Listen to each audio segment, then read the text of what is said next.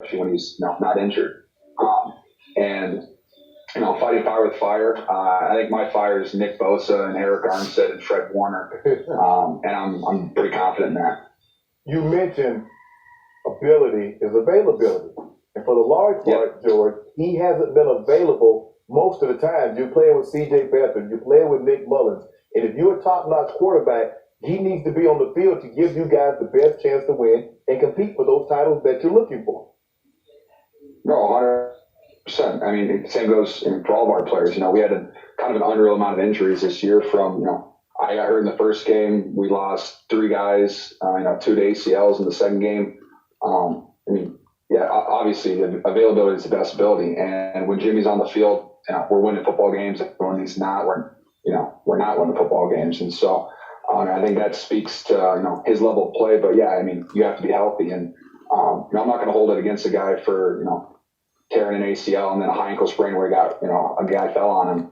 No, but definitely, you got to be healthy. But when he is healthy, I'm very confident in all of his abilities. And I know that he's doing everything in his power to stay healthy, for us next year. You and I both played for the Shanahans. I played for Mike Cal's dad. You played for Kyle Shanahan.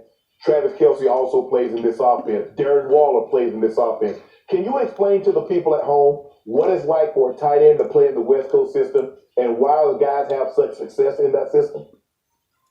Oh, wow. It's the best offense. I love playing for the Shanahans, and Mike's awesome too. Whenever he was able to come to the facility, 2019, being able to see him talking about football, he's incredible. I think you're lucky to have him as a head coach because everything he talks about is awesome.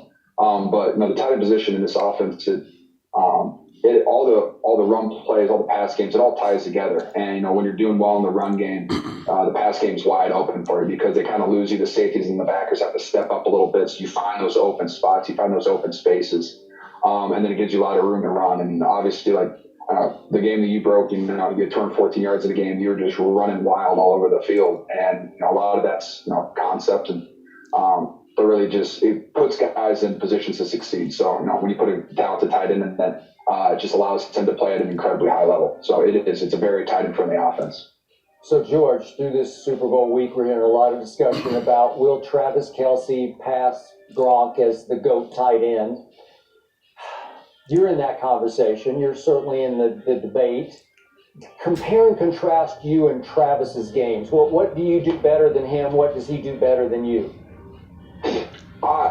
Skip, I think the compare and contrasting, that's what you guys do. I just go off the football field and I play. At the end of the day, all I try to do is I try to put my best film on tape. I try to go out there, play at the highest level because, the eye in the sky doesn't lie. And if, my colleagues around the NFL respect me and, they like the way I play the game, that's all that really matters for me. And I get that everyone wants to compare and contrast, but, the comparison's kind of the thief of joy. And I just enjoy going out there and playing football, and I love watching Travis Kelce play. And, the level he's playing back this year from, breaking all-time receiving the single season record to averaging 100 yards a game the last 10 weeks, it seems like. He's just playing at an incredibly high level on an offense that's rolling right now. It's really fun to see that. So, like I said, you can compare and contrast.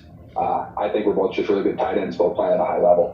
What do you see between Gronk? Gronk's a little older than you.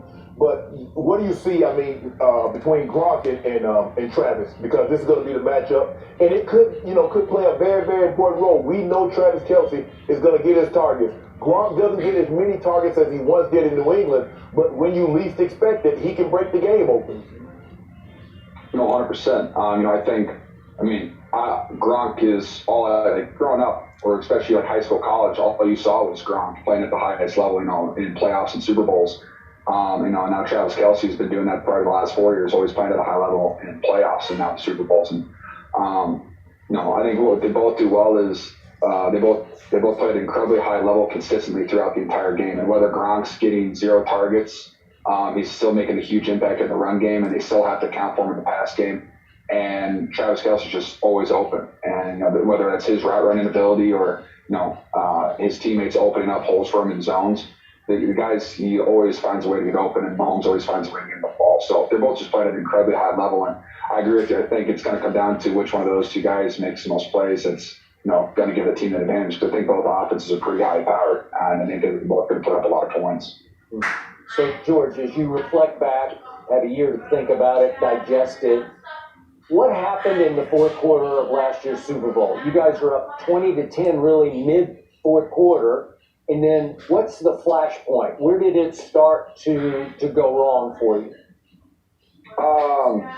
When you're looking back on it, watching the tape, I think everyone usually points the finger at like the third and 15 that they completed. Yeah. But really, I think it was like the following series, we went 3 and out. And I think that's kind of when our whole sideline was like, all right, well, they're probably going to score here because they're rolling right now. It's a big momentum swing. And if our defense isn't going to stop, your offense is going to have to perform. But I think that's kind of where you kind of felt that I was incredibly confident the entire game. Going into the game, I was confident.